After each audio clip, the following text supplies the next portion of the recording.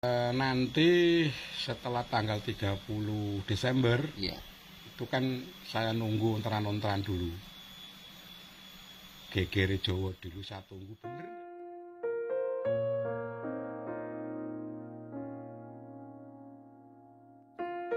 30 Desember.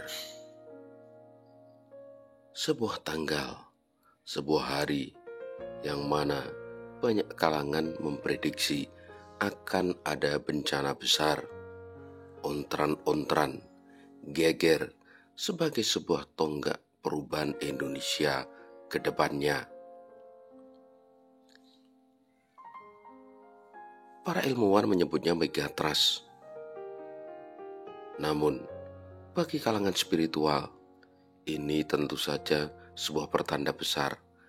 Anane owa-owan ing tanah Jawa. Anane owa-owan ing Nuswantara. Sekali lagi ini diprediksi oleh banyak kalangan. Bukan sebuah ramalan, akan tetapi tentunya membaca pertanda-pertanda yang sudah didapat dari fisik maupun penyerapan gejala-gejala alam. Tentu saja kita tidak harus mempercayainya. Akan tetapi tidak ada salahnya apabila kita juga berwaspada. Nah, di kedalaman hutan Jati Donoloyo, wilayah Slogoimo, Kabupaten Wonogiri ini, saya bertemu dengan seorang musafir yang konon menurut pengakuan juga teman dari Joko Kendil yang viral itu. Beliau juga memprediksi akan adanya owawan di akhir tahun ini.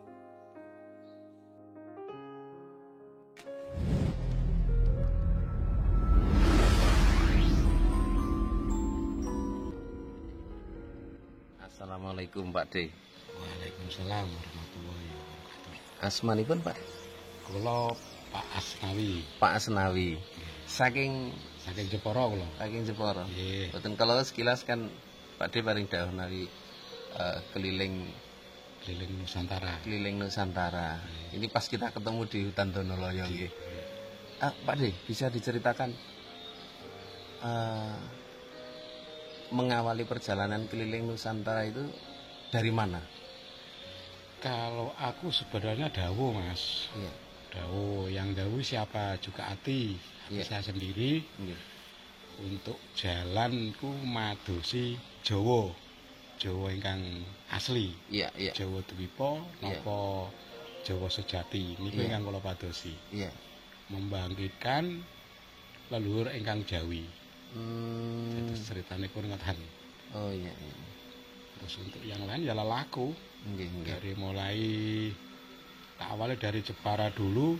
Iya. Karena asli Pak D Asnawi dari Jepara. Dari Jepara terus ke jalur Wali Songo itu sekitar tahun 97. Oh, mulai dari tahun 97. 97 itu jalurnya Wali Songo selama sampai 2005. Itu jalur Wali Songo, pencarian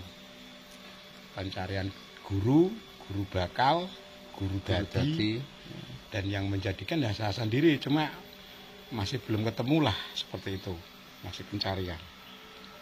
Jadi dari mengawali perjalanan dari Jepara. Iya, dari Jepara. Atas bisikan hati ya. Atas kehendak hati. Iya, kehendak hati. Itu ke arah barat dulu atau ke timur dulu? Saya ke arah timur dulu, dari mulai Mbah Sunan Kudus, Nggih.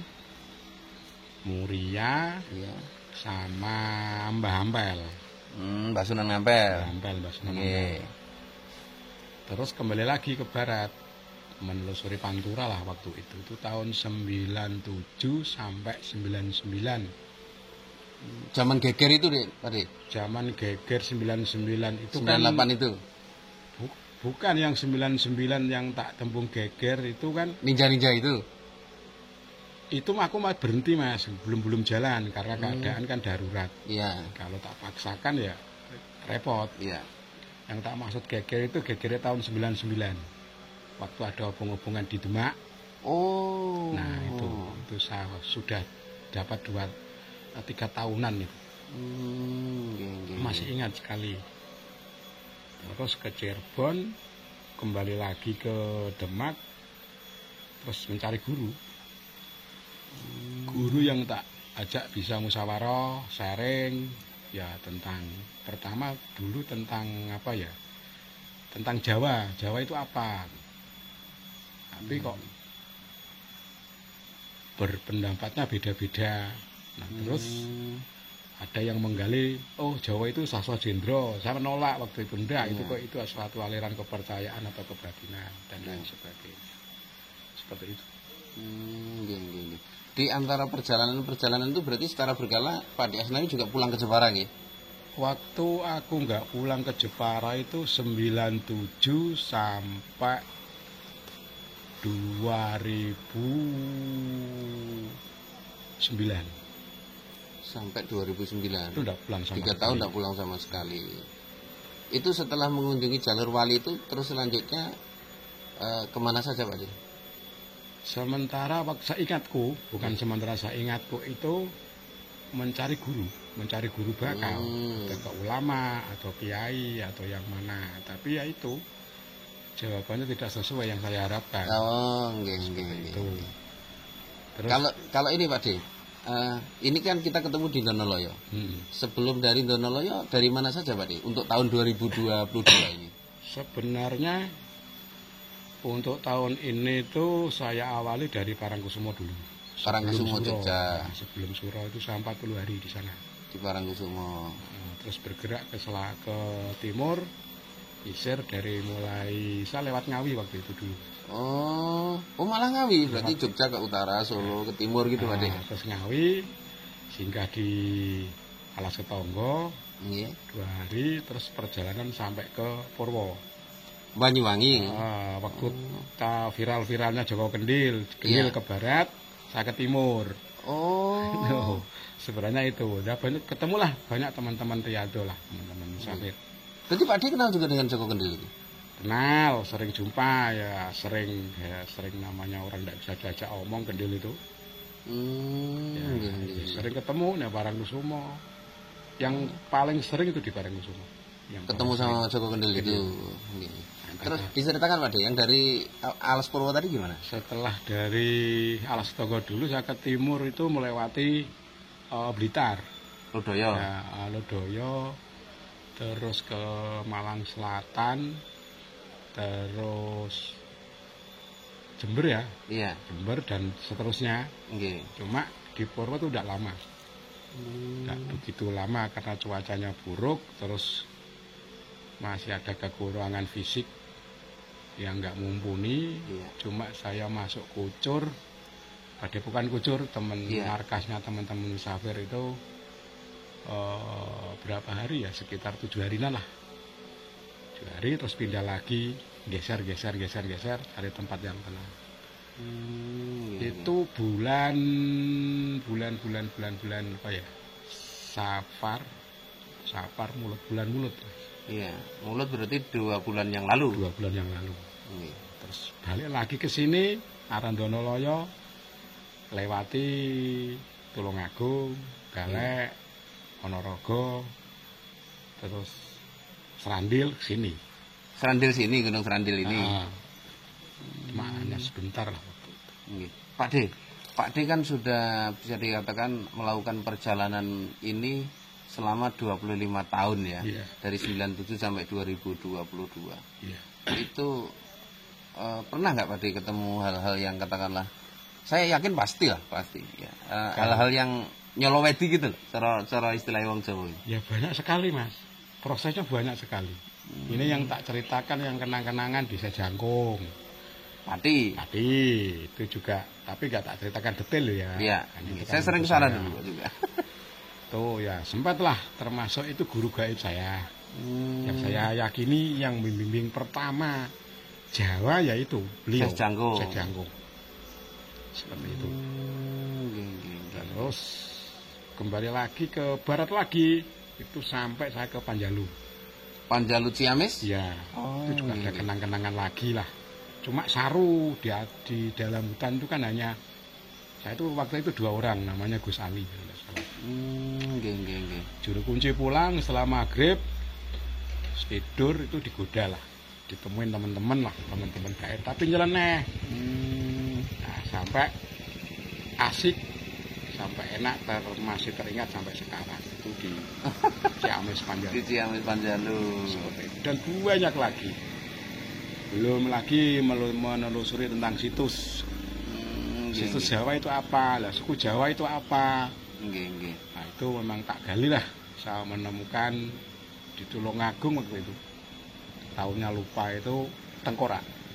Oh, kepala batok tengkorak itu gede banget lah. Saya katakan itu suku Bhairawa seperti itu. Karena banyak candi-candi yang bukan dari Hindu ataupun Buddha. Sebelum pra itu berarti. Sebelum pra itu memang saya teliti bener. Terus bingung. Saya juga banyak teman-teman di BPCB-nya Trawulan itu tak datangkan waktu itu untuk membantu ini apa. Enggak ada jawaban sama sekali. Ada yang mengatakan ini itu, tapi tak yakini itu Bhairawa. Tantra, penganut tantra. Dan sebenarnya itu tak berikan sebelum Hindu memang belum masuk. Kan segi bangunannya candi itu di sebelah baratnya Brantas itu memang candi khusus Bhairawa pemujaannya, bukan candi pemujaan. Tempat pemujaan. Itu di Tulungagung, Pak. Di Tulungagung. Kalau kemarin ke Ponorogo itu, sempat di Ponorogo itu apa yang itu yang tak cari. Maksudnya yang tak cari itu kan sesuatu yang bisa mengartikan tentang Jawa itu apa dan lain sebagainya. Kebetulan saya ketemu seseorang yang beliau sudah meninggal, itu disuruh gali, Pak, juga candi, cuma itu sesudah di masa eranya Hindu Buddha. Karena saya menemukan kitab satu. Oh, di Kelampi Sirah atau Gunung Grandil? Di sekitar situ. Saya nggak berani menyebut secara spesifik. Nggak berani karena dan kitabnya masih tersimpan di rumah Jepara. Oh, masih tak simpan, belum tak kasihkan ke yang pihak berwajib karena aku belum percaya. Iya kalau dikasih itu kan iya biasanya gitulah ya, kita paham ya. Nah, tulisannya Pegon Jowo.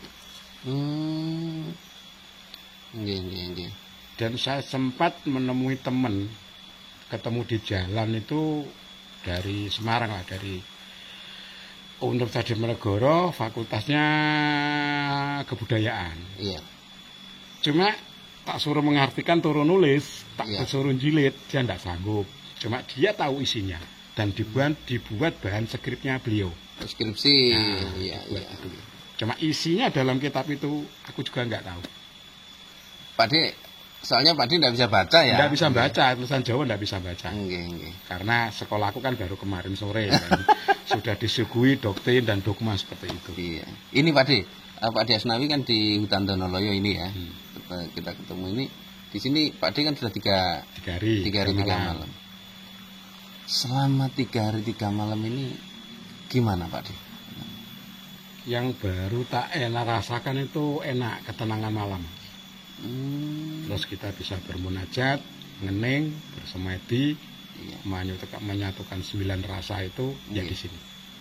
Di Donoloyo ini. Memang benar-benar masih alami. Dan baru tak temukan yang masih alami yang Donoloyo. Itu belum terkontaminasi oleh hal-hal yang lain. Si aslinya Jawa Mbien. Iya. Pokoknya masih asli dari ruangannya sampai suasananya itu masih asli. Luar biasa. Pak D, setelah dari Donoloyo ini rencana melanjutkan perjalanan kemana? Nanti setelah tanggal 30 Desember itu kan saya nunggu onteran-onteran dulu. Gegere Jawa dulu saya tunggu, bener ndak? Itu kan. Berarti tanggal 30 Desember mau ada onteran-onteran tanah Jawa? Ya harusnya ada, sampai nanti Suro yang akan datang. Itu pasti tidak boleh insya Allah. Kalau nggak dikiniin nggak ada proses. Aku hanya menunggu saksi perubahan peradaban baru dan tatanan baru di Nusantara. entah gejolak apa saya tidak tahu. Nah, petunjuknya begitu, Pak. Petunjuknya seperti itu. Nah, kemarin saya sempat itu di Klambes Sireng itu kok ada suara satu, baline Surabawana. Terus yang kedua, Begajul Sumawana padha ucul. Nah, ini yang belum bisa tak pecahkan. Surabawana, Sura itu kebaikan, Bawana itu dunia.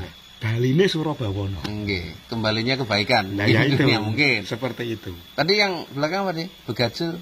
Begajul Sumawana padha ucul. Kan gini, Mas. Dari waktu itu saya mencari rumus Begajul Sumawana padha ucul lah. Begajul itu kan barang elek, Sumawana itu gunung. Gunung Sumawana yang di Semarang itu. Nah, itu kan memang di situ kan ada punden, ada pertapaan Kendali Sodo, iya. Ada Sumawana. Lah yang jaga kan yang Kendali Sodo ini sampai lepas kan seperti itu. Iya. Nah, itu kan angkara murka lagi. Iya. Soalnya kan kalau di cerita pewayangan yang di Gunung Sumawana itu kan Sukmani Dasamuka. Nah, niku. Dijaga Hanuman di Kendali Sodo kan gitu. Niku. Biasanya menebar angkara murka. Nggih, menebar angkara murka. Lah ini angkara murkanya yang wujud besok di tahun 2003 sampai 2005 ini apa? Banter-banter ya 2003 sampai 2004 itu nanti ada sesuatu lah. Itu ada hubungannya ini enggak, Dik? Pak Dik, apa? Kan nanti Nusantara Makmur itu kalau Pandawa mulat Sirnaning Kemanten tahun 2025, apa ada hubungannya dengan itu? Ya cuma kan harus dibedah dulu, Mas. Iya. Kalau itu kan sanepo kan. Nah sebenarnya itu apa kan harus digali lagi. Harus digali lagi itu sanepo itu sebenarnya siapa kan gitu. Semua yang makhluk hidup di dunia ini kan mesti sanepo kabeh. Oh, nggih. Itu pasti. Serba napa nggih istilahnya? Kode-kode yang harus dipecahkan. Harus dipecahkan, harus dengan perenungan, bermunajat sama Gusti Ingkang Maha Suci. Iya. Itu harus benar-benar bersih. Dan besok akan kembali ke tatanan baru. Siapapun tidak boleh menghalangi. Yang Islam ya tetap balik, jangan yang seperti saat ini. Iya. Sama perang dan lain. Iya. Kan cuma rebutan dalil toh. Iya. Rebutan ayat dan lain sebagainya, cara mengartikan beda-beda. Iya. Maaf saya bukan orang pesantren, tapi dalam pemikiran awak seperti itu. Kan ujung-ujungnya duit lagi, Mas. Iya, betul. Kembali ke Islam yang sebenarnya, bisil mikafah kan. Iya, seperti itu. Ini Pak Dik, tadi Pak Dik sempat menyinggung tentang tatanan dunia baru. Kemarin kan yang Sunda Empire itu loh Pak Dik, pirsa nggih? Rangga Sasana yang baru saja meninggal itu. Dulu kan juga sempat menyampaikan itu, tapi di penjara itu gimana? Lah ya namanya kayak penjara, bang dia kalah sama politik syariat kok. Nah politik syariat dipegang orang agama. Ya kalah dia lah. Sekarang kan baru undang-undang tentang penistaan agama kan baru dibuang. Kan tahun ini. Ya kalah lah, kalah politik.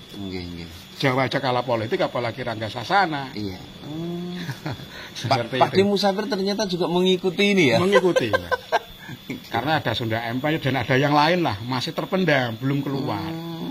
Nanti setelah Sunda Empire ini akan ada lagi? Ya kemungkinan adanya ya tatanan baru. Cuma kan tidak wujud suatu kerajaan yang seperti di cerita-cerita itu enggak. Iya. Semacam revolusi itu Pak? Bukan. Gerakan moral kok Mas, gerakan batin kok.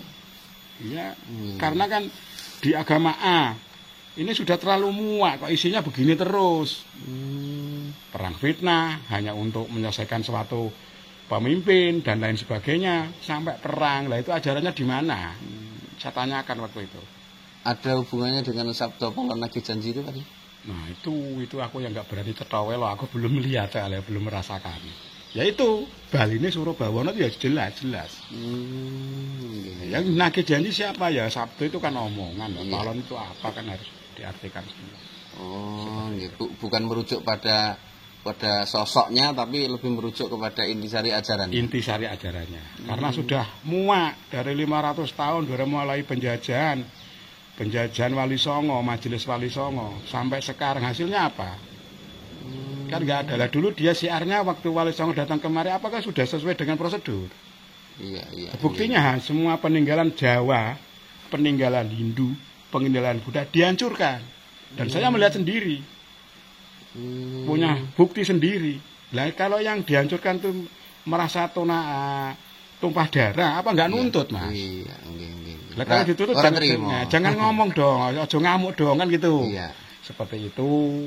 Mulane kan Jawa iki kok dino kaya ngono ngene. Lah ngene iki aku ning kalangan santri, saya berani. Berani. Karena apa? Ada situs yang memang benar-benar dihancurkan. Karena apa?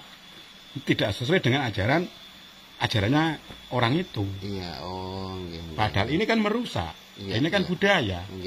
Seperti ada pada sisi dan ruang yang berbeda. Ada ruang yang berbeda seperti itu. Pak D ada target nggak kira-kira masih melakukan perjalanan ini sampai tahun kapan atau sampai ada apa gitu? Bukan target, Mas ya. Saya katakan bukan target diri pribadi. Saya ingin pulang itu sebelum Idul Fitri. Sebelum Idul Fitri besok. Ini. Aku ingin pulang, ingin ketemu orang tua, ingin ketemu saudara-saudari di rumah. Di Jepara. Seperti itu. Matur nuwun sangat Pak D. Semoga mendapat keberkahan dari perjalanan ini dan semoga mendapat manfaat. Amin. Untuk Pak D pribadi juga untuk Nusantara ini. Amin. Matur nuwun Pak D. Assalamualaikum. Assalamualaikum warahmatullahi wabarakatuh. Oke sedulur, ini kita obrolan kita mah daging semua ya, isinya luar biasa bagus. Bersama Pak D Asnawi, beliau musafir dari Jepara, dan yang luar biasa ternyata beliau sering ketemu juga dengan Joko Kendil ya, sesuai dengan penuturannya beliau. Ada banyak yang bisa dipelajari dari titik-titik yang terserak di seluruh penjuru Nusantara ini. Salah satunya juga yang ada di Donoloyo ini, yang tadi juga sudah diungkap oleh Pak D Asnawi. Tetap ikuti terus perjalanan kita pada vlog-vlog selanjutnya. Semoga menebar manfaat untuk kita dan untuk Nusantara. Assalamualaikum warahmatullahi wabarakatuh. Salam.